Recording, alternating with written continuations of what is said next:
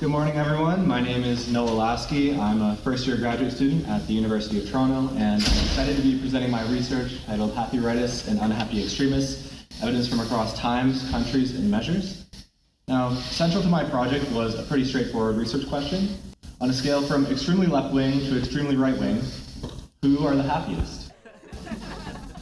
Now, although this might seem like a simple question, there's a lot of discrepancies in this literature that might leave us confused as to what the answer is. So in my research, I sought to address 4 shortcomings that might be causing these discrepancies across 3 studies. The first of which was a lack of investigation into the temporal stability of these trends. The second was a lack of cross-cultural investigation. The third was a failure to distinguish between ideological leaning and extremity. And the fourth was an over-reliance on unidimensional measures of well-being, which can't capture the entire breadth of the construct. So in my first study, I sought to address the temporal stability aspect using the Gallup US Tracker dataset, which includes representative samples from the US from 2008 to 2017. And the key predictor of interest is party identification, ranging from Democrat to Republican, and the key outcome is life satisfaction. What we find is basically that there is a robust relationship between more conservative ideology and life satisfaction. Republicans are more satisfied in 8 out of 10 years.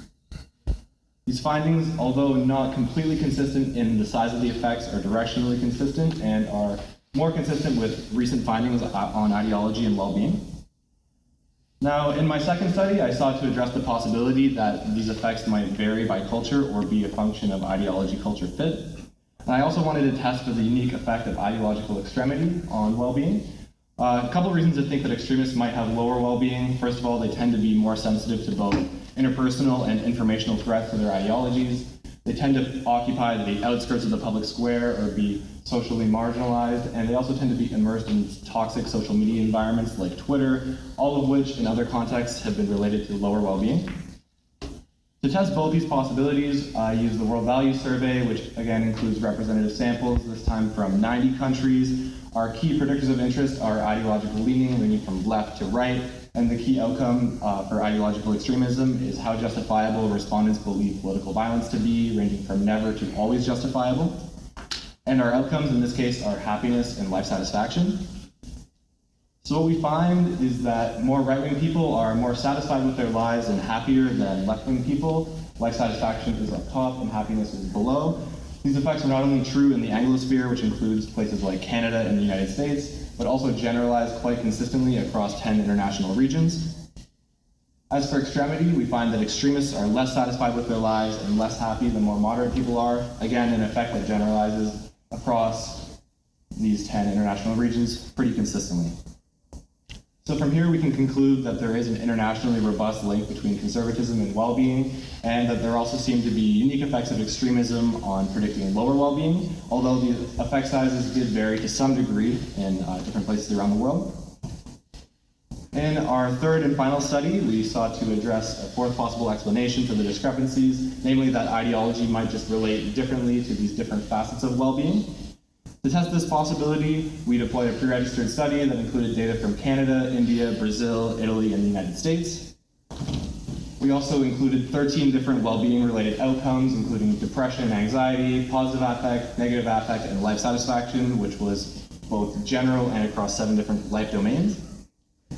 To reduce these down to 3 different outcomes, we ran a pre-registered factor analysis, which yielded 3 factors: high life satisfaction, low positive feelings, and high negative feelings. And our 2 predictors of interest are, again, ideological leaning and ideological extremity, which we were able to capture using a single item measure that used extreme language at the scale anchors. This let us detect asymmetries from left to right using the linear effect and symmetries using the quadratic effect. And what we found was that more right-wing people were, again, more satisfied with life across countries, but that there wasn't a significant effect of ideological extremity. We found that more left-wing people had lower positive feelings, but again, there wasn't a significant extremism effect. But when it came to high negative feelings, we found that ideological extremists experienced more negative feelings, including depression, anxiety, and negative affect, but there wasn't a significant linear effect of ideological leaning. From here, we can conclude that in the most comprehensive study to date on ideology and well-being, that it looks like conservatives are more satisfied with life and have more positive feelings, and that extremists are especially susceptible to higher negative feelings. These are effects that seem to be highly general across times and cultures.